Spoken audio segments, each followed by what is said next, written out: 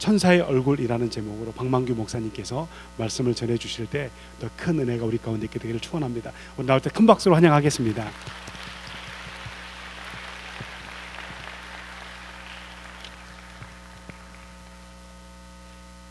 저는 가끔 존경을 받지만 저는 소영덕 목사님을 늘 존경해 보려고 합니다. 기도하실까요? 하나님, 귀한 시간 주셔서 감사합니다. 우리에게 주의 날이 있다는 것만큼 큰 은혜가 어디 있을까요? 흩어져 있을 때에는 불안하고 두려울 때도 있고, 또 그렇게 기도했는데 하나님께서 만나주지 않은 것 같은 상황 속에서는 하나님 도대체 어디 계십니까? 라고 호소하고 부르짖을 수밖에 없고 탄식할 수밖에 없는 자리에도 있었지만, 그럼에도 불구하고 주의 날 다시 하나님 전에 나올 수 있는 은혜를 주셔서 감사합니다. 우리의 마음 가운데 성령을 부어 주옵소서.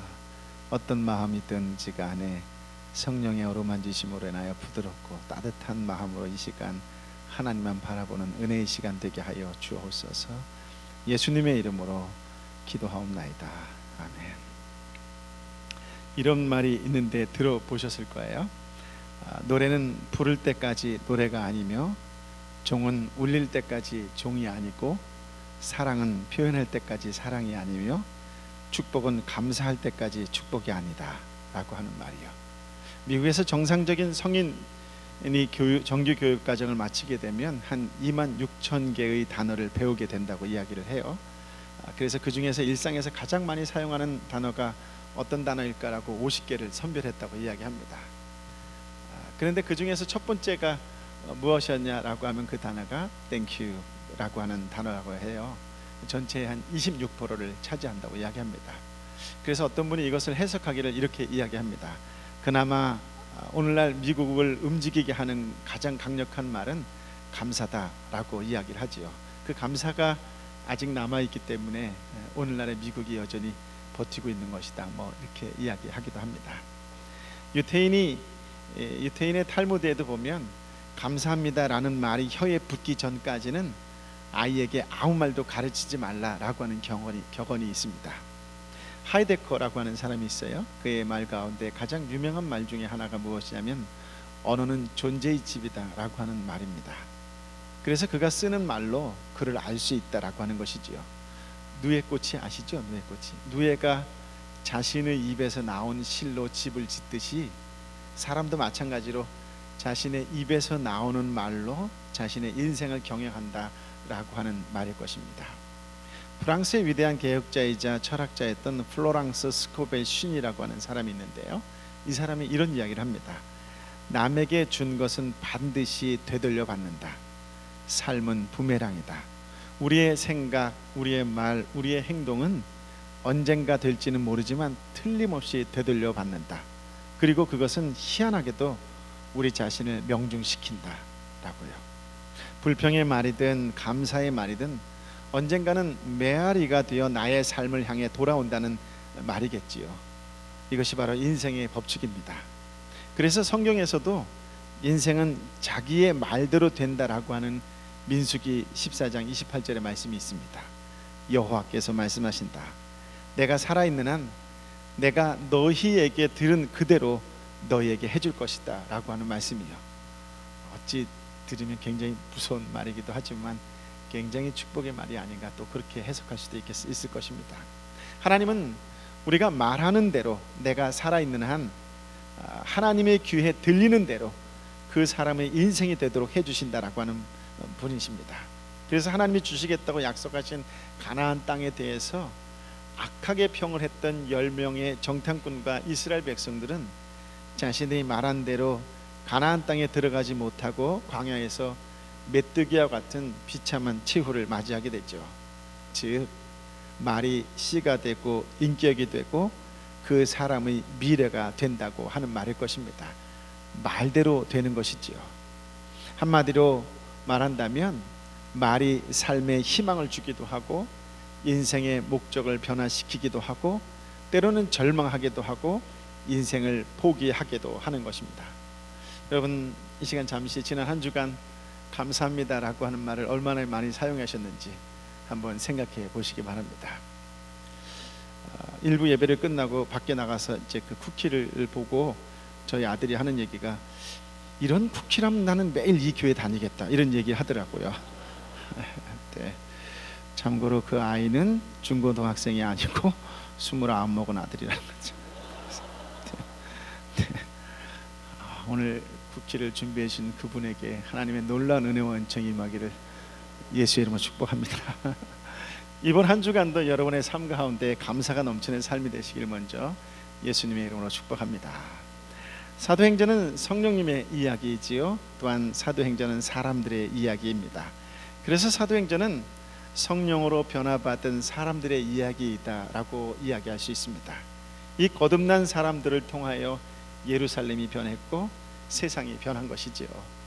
그렇기 때문에 사람보다 중요한 전략은 없다, 이렇게 이야기할 수 있습니다. 무슨 일을 할 때 사람이 있어야 되겠지요. 그리고 그 사람이 해야 할 목표가 있어야 하고, 그 목표를 이루기 위해 방법이 필요하고, 그 방법을 위해 만남이 필요합니다. 그리고 이 모든 만남을 추진할 또 한 가지 필요한 것이 있다면 돈일 것입니다. 그래서 이런 5가지를 향하여 5SM이라고 이야기하는데요, Man, Mission, Method, Meeting, Money라고 이야기할 수 있습니다. 그만큼 제가 이야기하고 싶어 하는 것 가운데에 이 5가지 중에 제일 중요한 것이 무엇이다? 사람이다 라고 하는 것입니다. 그래서 예수님께서도 공생의 사역 기간 내내 사람에게 집중을 하고 사람을 키우셨습니다. 그런데 그 사람 그대로는 하나님의 사역을 감당할 수 있을까요, 없을까요? 그렇게 하기 어렵겠지요. 그래서 하나님께서는 그들에게 은혜를 부어주시고 성령을 부어주십니다. 그 성령 받은 사람들에 의해서 세워진 모임, 우리는 그것을 이끌어서 교회라고 이야기를 하지요. 그러므로 교회는 누구나 다 들어와서 예배 드릴 수는 있지만 본질적으로 교회는 거룩한 성도들, 즉 성령 받은 변화받은 사람들의 모임이다, 이렇게 이야기할 수 있을 것입니다. 결국 관건이 무엇이냐? 사람이라고 하는 것이지요. 그래서 하나님은 당신의 사람들을 당신이 쓰시기 위해 그 그릇과 지경을 넓혀 주십니다. 여러분, 지난달 이번 달 날마다 생명의 삶을 통하여 초대교회에 일어나고 있는 이 놀라운 사실들을 확인하고 있으실 것입니다. 저는 지난 6월 7월 말씀을 묵상하는 가운데 가장 감동적인 장면이 있다면 어느 대목이었을까를 생각할 때에 오늘 우리가 읽었던 말씀 6장 전후로 나오는 말씀들이었습니다. 대표적인 은혜의 사건이 이미 말씀드린 절대 다수가 히브리파 유대인들인데, 그들 스스로가 소수파 헬라파 유대인들, 즉 해외파 출신의 유대인들을 선별해서 7명을 집사로 세운 것이에요. 교회가 이제 좀 커졌어요. 공동체가 형성이 되었습니다. 이 안에는 히브리파 유대인들이 한 90% 됐고, 해외파 소위 헬레파 사람들 유대인이 한 10% 정도 됩니다. 아니 20% 될지도 모르고 30% 될지도 모릅니다. 그러나 절대 다수는 히브리파 유대인들이었어요. 그런데 그들이 안수 집사를 뽑을 때에 그 뽑힌 7명의 사람들을 보니까 헬레파 유대인들이었다, 이런 얘기입니다. 별로 감동이 없으신 것 같은데요. 네. 저는 이것이 굉장히 감동적이었어요. 근데 그 7명의 집사 가운데 스데반 집사에 대한 이야기를 좀 해보려고 합니다. 8절밖에 되지 않는 짧은 내용이지만 본문을 통하여 참으로 중요한 것을 깨닫게 되죠. 먼저 우리가 8절 말씀을 다시 한번 읽어보도록 할까요? 시작. 스데반은 하나님의 은혜와 능력이 충만해 사람들 가운데 큰 기사와 표적을 행했습니다. 스데반이 큰 기사와 표적을 행하였다고 오늘 말씀은 사실 또 우리에게 놀라게 하기에 충분한 말씀이다라고 하는 것이에요. 그 이유는 사도행전 1장 1절부터 시작해서 6장까지 오는 과정 속에서 보면 이 기사와 표적을 행했던 주체들이 누구인 것을 확인해 보면 알 수가 있습니다.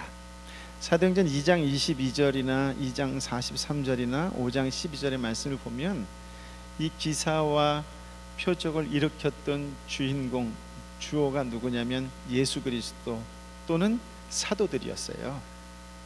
그러니까 예수님이 이 땅에 오셨다라고 했을 때 그 예수님은 성자 하나님이시기 때문에 그분이 기사와 표적을 행하는 것은 조금 더 이상할 것이 없겠지요. 당연히 기사와 표적을 일으키실 만한 하나님이시기 때문에 누구든지 다 당연히 받아들일 수 있을 것입니다. 또 한편 생각해 보면 그 예수님과 함께 3년을 동고동락했던 제자들에게 기사와 표적이 나타났다라고 하는 것도 어느 정도 수긍할 수 있는 부분이라고 이야기할 수가 있을 것입니다.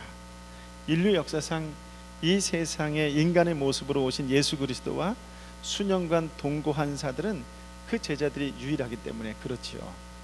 그렇기 때문에 그들을 통하여 주님의 표적과 기사가 드러난다라고 하는 것은 결코 이상한 일이 아닐 것이고, 그럴 수 있다, 당연하다까지도 받아들일 수 있습니다. 그런데 오늘 본문은 다르다라고 하는 거예요. 누가 기사와 표적을 일으킨다고요?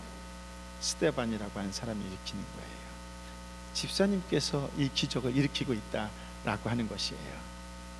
예수님께서 승천하셨어요. 그리고 이제 오순절에 초대교회가 세워졌어요. 그리고 이 교회의 초대 집사로 스데반이 뽑혔습니다. 교회가, 이 교인이 얼마나 예수 믿은 지 얼마나 됐을까요? 1년 남짓 됐을 거예요.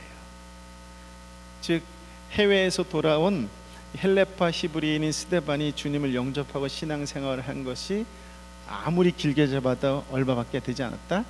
1년밖에 되지 않았다는 거예요. 그러니까 믿은 지 1년 정도밖에 되지 않은 초신자에 불과했다라고 이야기할 수 있습니다.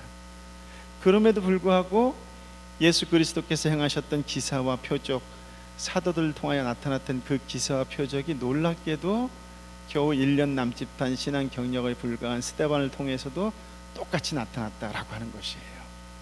그뿐만이 아니에요. 여러분도 확인해 보셨지만 사도행전 7장에 보면 누구의 설교? 스데반의 설교가 나옵니다. 근데 그 내용을 살펴보면 사도행전 2장과 3장에서 이미 예수님에 대해서 선포했던 베드로의 설교와 비교해 볼 때 전혀 손색이 없고 오히려 스데반이 한 수 더 위다, 이렇게 이야기할 수 있을 정도로 탁월한 하나님의 말씀을 선포하고 있는 것을 확인해 볼 수 있습니다. 교회 생활한 지가 1년 정도 지나지 않았지만 스데반의 영적인 수준에 관한 한 그는 이미 사도와 별반 차이가 없는, 오히려 더 위에 있었다, 이렇게 얘기해도 과언이 아니다라고 하는 것이에요. 이와 같은 스데반의 모습은 주님의 말씀을 연상케 해주는데요. 대표적인 말씀이 누가복음 13장 30절의 말씀이라고 할 수 있습니다. 여러분도 익히 아는 말씀인데요. 혹시 같이 한번 읽어볼까요? 시작. 보라, 나중에 시작했으나 먼저 될 사람이 있고 먼저 시작했으나 나중 될 사람이 있다. 신앙에 있어서 연륜은 대단히 중요해요. 대를 이어서 예수 믿는 거 참 아름답고 중요합니다. 그러나 우리가 여기서 또 하나 깨닫고 중요하게 짚고 넘어가야 될 것이 있다면 그것은 믿은 지 오래됐다고 해서 반드시 믿음이 출중한 것은 아니다라고 하는 것이에요. 초신자라고 해서 믿음의 경지가 얕은 것이 아니라고 주님이 친히 밝혀주셨고, 그 대표적인 인물이 누구다? 그 대표적인 본보기가 누구다?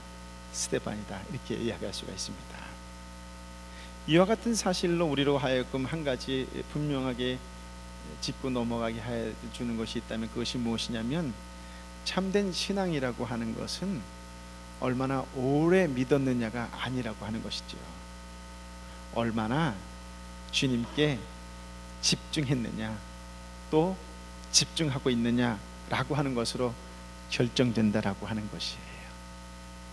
내가 몇 대째 예수 믿는 거, 그 자랑거리 될 수 있지만 참된 신앙은 그거로 판가름 나는 것이 아니라 지금 하나님께 집중하고 있느냐라고 하는 것으로서 결정된다라고 하는 것이에요.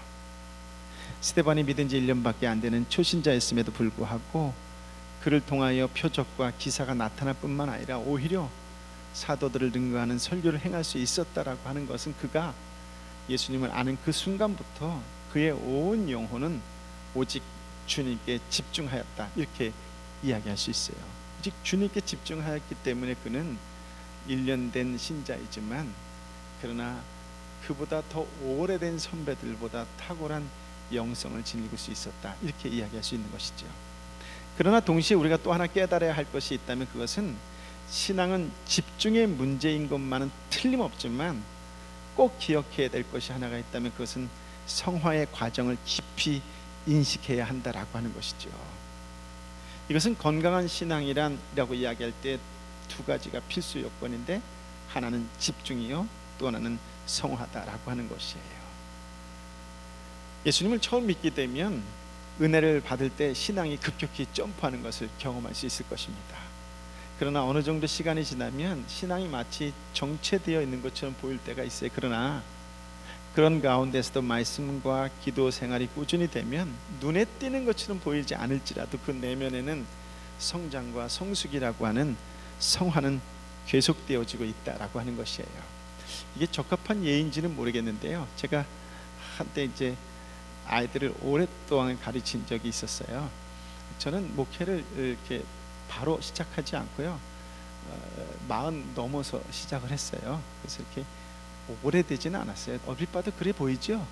근데 그렇게 오래 하진 않았어요. 근데 아이들을 가르칠 때에 아이가 뭐 한 뒤에서 이렇게 시기가 빠르다 이런 애들은 성적 올리기가 쉬워요. 공부만, 취미를 조금만 붙여주면 금방 성적이 튑니다. 한 10등까지 정도는 한 번에 확 튀어오를 수 있어요. 그리고 좀 더 열심히 하면 가끔 한 5, 6등 하는 애들이 있어요. 그러나 이 아이가 어느 날 갑자기 1등, 2등 할 수 있을까요? 없을까요? 그럴 일은 없어요. 그건 거의 불가능합니다. 있을 수는 있지만 거의 불가능. 판이 달라요. 노는 수준이 다르기 때문에 그래요. 신앙도 그럴 수 있어요. 믿음도 마찬가지인데요, 집중과 성화는 대단히 중요한 포인트예요. 집중을 통해서 하나님에게 집중하고, 예수님에게 집중하고, 성령님에게 집중하고, 말씀과 기도 생활을 꾸준히 하면 점핑하는 단계도 있지만, 그러나 세월의 흐름과 함께 성화되어야 되는 이 부분이 있어요. 그래서 이 집중과 성화, 그 중에 오늘 저는 특별히 여러분에게 이 집중에 대해서 좀 더 이야기해 보려고 합니다. 이 하나님의 은혜를 경험한 사람은 성화의 단계로 들어가 더욱 겸손히 하나님의 은혜를 구해야 한다라고 하는 것이죠. 동시에 성화 단계에 들어간 사람은 그냥 그러려니 하고 마치 뒤에서 불 구경하는 것 같은 태도를 버리고 다시 집중하는 것이죠. 이 다시 집중한다는 걸 다른 말로 다시 첫사랑을 회복하는 그 집중을 말하는 것입니다.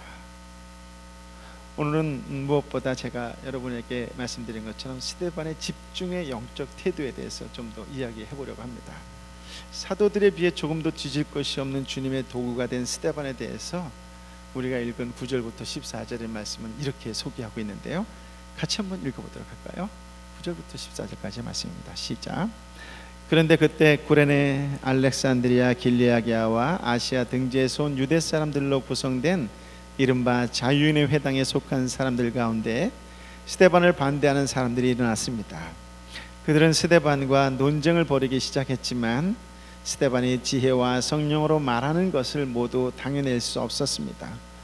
그러자 그들은 돈을 주고 몇몇 사람들을 시켜 스데반이 모세와 하나님을 모독하는 것을 들었다라고 말하게 했습니다. 그들은 이렇게 백성들과 장로들과 율법학자들을 선동해 스데반을 붙잡아 공회 앞으로 끌고 갔습니다. 그들은 가짜 증인들을 내세워 거짓 증언을 하게 했습니다. 이 사람은 이 거룩한 곳에 율법에 대해 험담을 그치지 않고 계속해 왔습니다. 우리는 이 사람이 나사렛 예수가 이곳을 무너뜨리고 모세가 우리에게 전해준 관습들을 바꿀 것이라고 말하는 것을 들었습니다. 여기서 9절 말씀에 보면 중요한 시간 부사를 하나 발견할 수 있는데, 그것이 무엇이냐면 그때라고 하는 것이에요. 그러니까 은혜와 능력이 충만해서 놀라운 일과 큰 기적을 행하고 있을 그때에 스데반이 또 한 가지 깨달은 원리가 하나 있는데요, 그것이 무엇이냐면 성령이 충만한 사람에게는 반드시 그에 걸맞는 사탄의 도사람도 있다라고 하는 거예요. 성령이 충만하지 않으면 아무도 안 건드려요.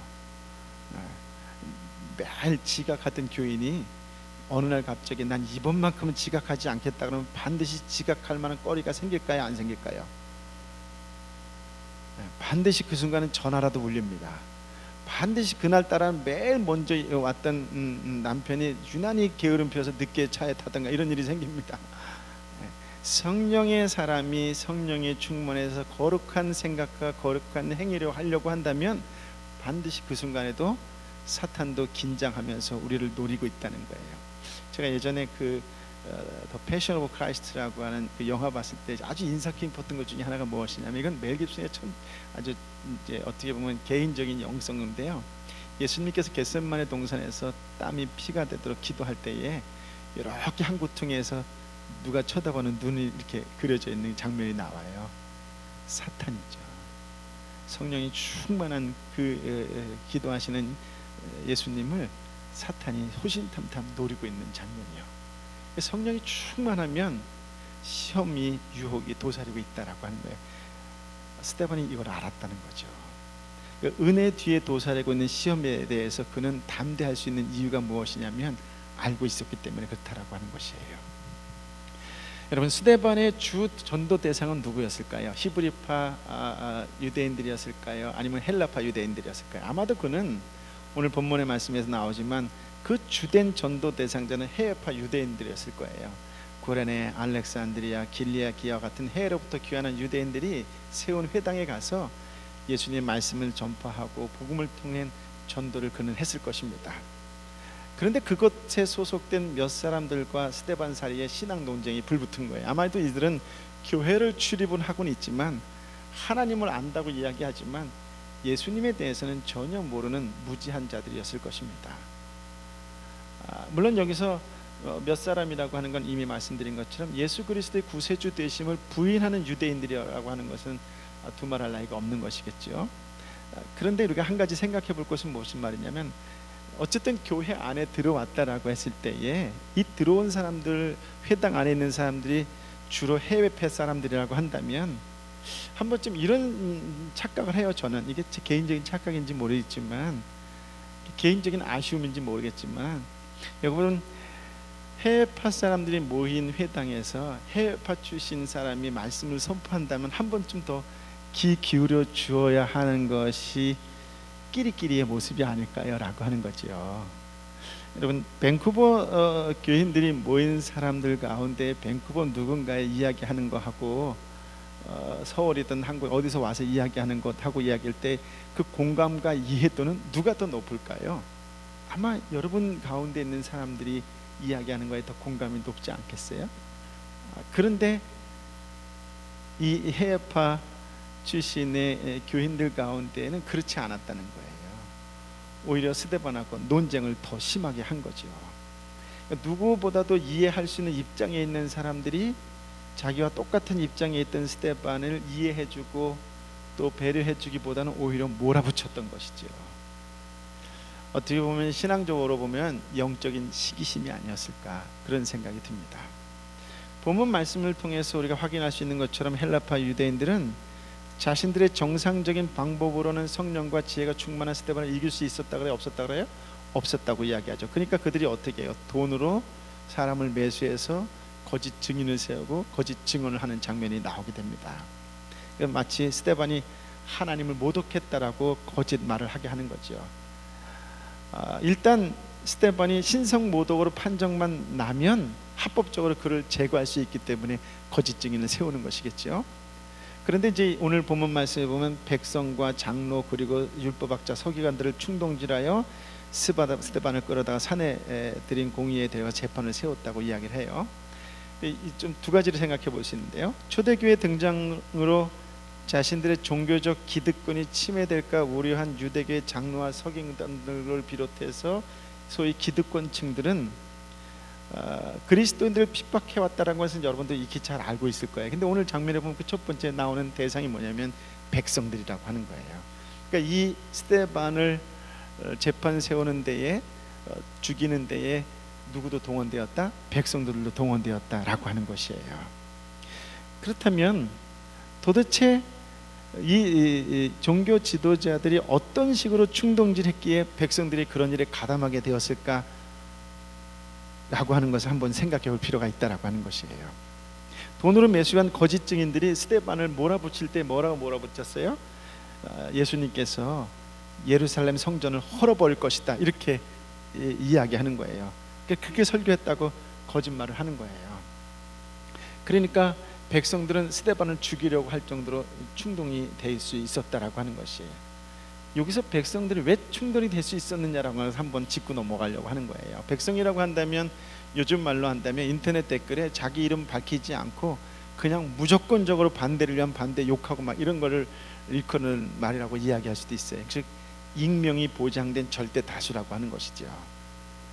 왜 절대 다수인 그들이 성전을 헐어버린다는 말을 듣고서 그토록 분개했을까요? 라고 하는 것입니다. 신앙심이 높아서 그랬을까요?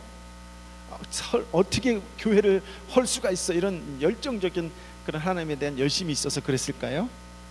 물론 그런 사람도 몇 명은 있었을 수도 모릅니다. 왜냐하면 유대인들이었으니까요. 근데 여러분 아셔야 될 것은 무엇이냐면, 이들은 유대인이라고 하는 것은 하나님을 아는 사람들이다 라고 하는 말이에요.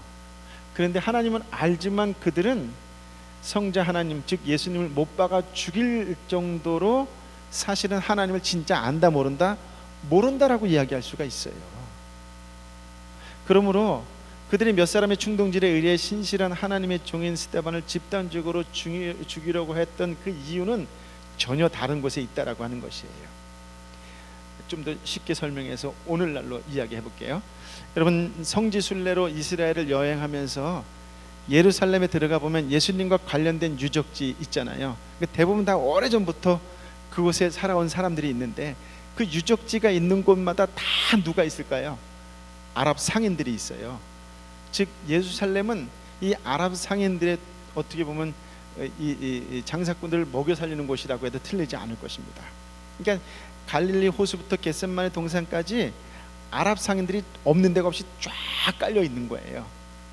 그런데 어느 날 갑자기 이스라엘 정부가 예루살렘 내의 예수 그리스도 관련된 유적지를 모두 폐쇄해 버리겠다라고 발표한다면, 여러분 누가 가장 극렬하게 반대할까요? 생각해 보세요. 가장 격렬하게 반대할까요? 그럼 불을 보듯 뻔한 거 아닐까요? 물론 기독교인이 한두 명 있어서 신앙이 좋은 사람은 그 사람도 반대할 거예요. 그러나 가장 반대가 심한 부류는 다름 아닌 예루살렘 내에 살고 있는 아랍 상인들일 것이라고요. 그렇지 않겠어요? 그 이유는 뭘까요? 그들이 예수 그리스도가 하나님의 아들이기 때문에 그렇게 반대할까요?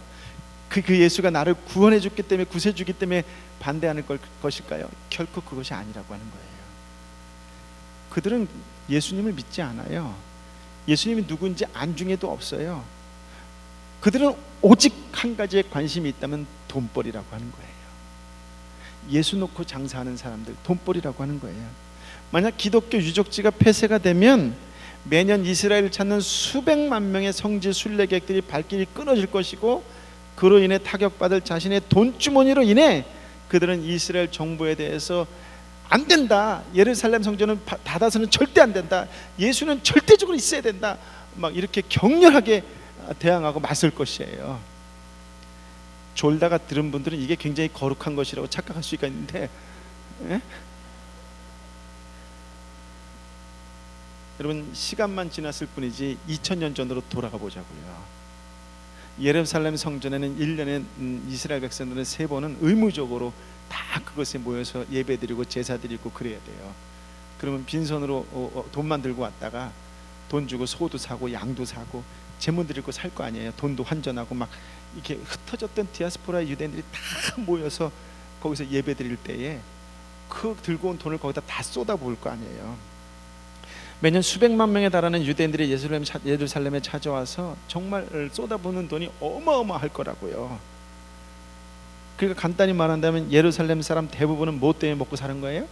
예루살렘 성전 때문에 먹고 사는 거예요. 그런데 갑자기 예수님과 또 스데반이 그렇게 얘기했다고, 예수가 성전을 헐어버릴 것이다라고 스데반이 말했다라고 이야기한다면, 이 거짓 소문에 의해서 백성들, 대부분의 사람들이 거기서 그걸로 먹고 산다고 그랬잖아요. 백성들이 가만히 있을까요? 아니면 스데반을 죽이라고 이야기할까요?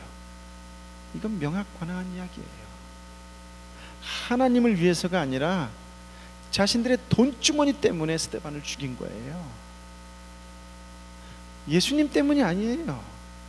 만약 예루살렘 성전이 없어져 버린다면 경제적 손실이 막대할 것을 불을 보듯 뻔하기 때문에 그들은 스데반을 죽여라라고 이야기할 수밖에 없어요. 참 신앙 때문이 아니었다라고 하는 것이에요. 그저 한 사람 그 한 분께 집중하기 위해서 그런 게 아니었어요. 그러더라도 오로지 돈 때문이었다라고 하는 거예요. 다르게 해석해 볼까요? 기도도 마찬가지예요. 어떤 결과를 얻어내기 위해서 하는 것이 기도가 아니라고 하는 것이에요. 하나님의 뜻을 묻고 거기에 순종하기 위해 집중하는 것이 기도인 것이지 무언가 얻어내기 위해서 하는 기도가 아니라고 하는 것이에요. 여러분, 목적이 분명해야 되고 그 분명한 목적에 집중하지 않으면 우리의 신앙생활은 같이 이 자리에 앉아있다 할지라도 천양지차로 전혀 다른 꿈을 꿀 수 있다라고 하는 것이에요. 누구나 교회는 다 들어올 수가 있어요. 그러나 어디에 집중하고 무엇에 집중하느냐에 따라서 우리의 마음은 옥토가 될 수가 있고 가시밭길이 될 수도 있다라고 하는 것이에요. 제가 이제 중고등학교 시절이었어요. 저희 동네에서는 이렇게 1년에 한 번씩 가을 되면 마침 또 체육대회가 한다니까 그럴 리는 없겠지만 체육대회를 하면 어떤 체육대냐면 모든 파들끼리 다 모이는 거예요. 감리교, 장로교, 뭐 성결교, 순복음 다 모여서 한 운동장에 다 모여서 체육대회 하는 거예요. 응?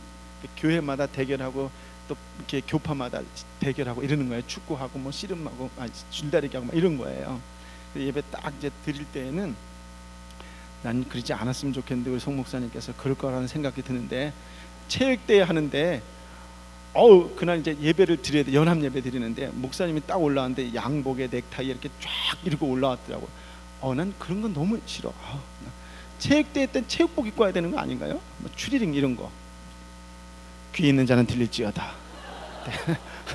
네. 체육대회인데 목사님이 이제 높은 순서대로 이제 그 지역이지만 목사님이 이제 높은 순서대로 이제 기도도 하고 성경복도 하고 설교도 하고 딱 이러는데 이 목적은 오로지 하나예요.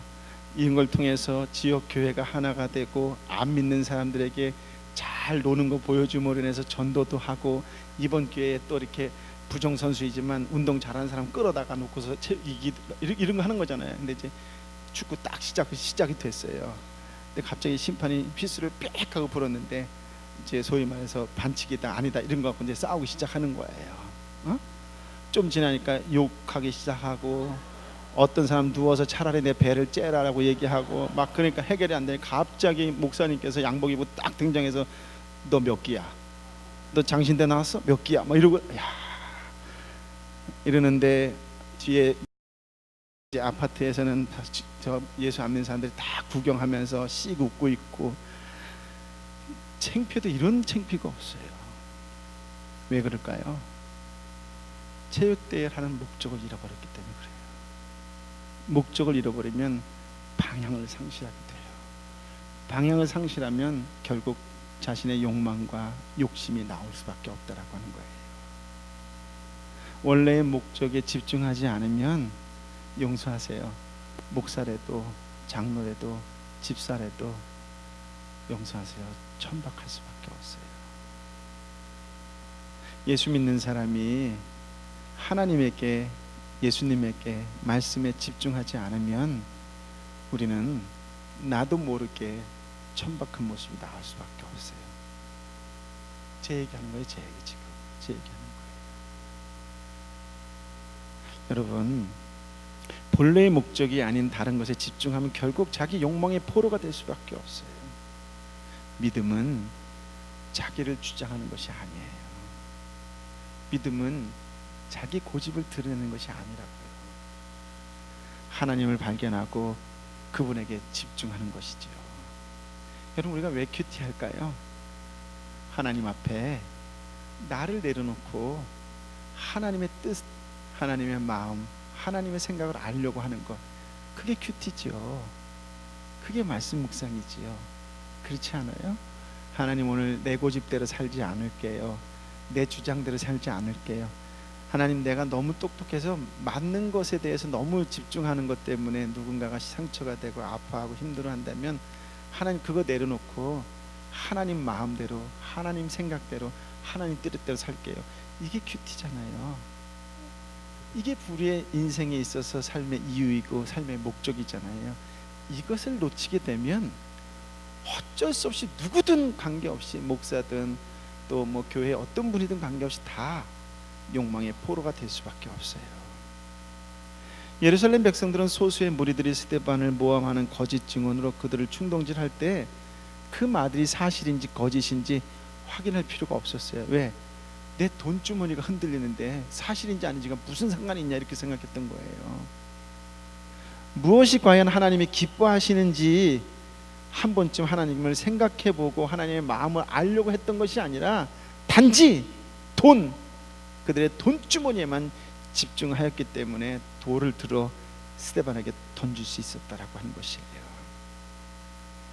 그리고 그들의 돈주머니에 해가 된다고 판단되면 그들은 앞뒤 가리지 않아요. 그건 누구라 할지라도 재판정으로 끌고 가서 죽일 수 있다라고 하는 거예요. 그들은 이 안식일에는 교회당에 왔어요. 교회당에 들어와서 나는 하나님을 믿는 자라고 이야기했지만 실은 하나님을 아버지로 삼는 자들이 아니라, 하나님을 아버지라고 생각했던 것이 아니라, 하나님을 아버지라고 믿고 부르짖는 것이 아니라 돈주머니를 아버지로 삼은 자들이었다라고 하는 것이에요. 그렇기 때문에 가장 결정적인 순간에 돈주머니에 집중하여 자신의 유익에 집중하여 하나님의 종인 스데반을 죽이고자 팔을 걷어거친 것이지요. 이것이 바로 잘못된 자기중심적인 욕망의 결과라고 하는 것이에요. 그런데 오늘 본문의 마지막 구절인 15절을 보면 놀랍게도 저와 여러분이 이해할 수 없는 장면이 나옵니다. 같이 한번 읽어보도록 할까요? 15절입니다. 시작. 그러자 공회에 앉아있던 사람들이 모두 스데반을 죽이려고 했습니다. 그때 그의 얼굴은 마치 천사의 얼굴처럼 보였습니다. 소수의 무리들이 백성들을 충동질하여 스데반에게 신성 모독의 죄명을 씌워 합리적으로 죽이기 위해 거짓 증인까지 준비하여 스데반을 재판장에 세웠어요. 좌도 우도 보면 스데반의 편이라고는 한 명도 없습니다. 모두 스데반을 죽음으로 몰고 가려는 사람들 때문이었죠. 스데반의 입장에서 보면 절대절명의 위기의 순간이요, 그의 생명은 풍전등화와도 같다라고 이야기하실 것입니다. 그렇다면 한번 생각해 보세요.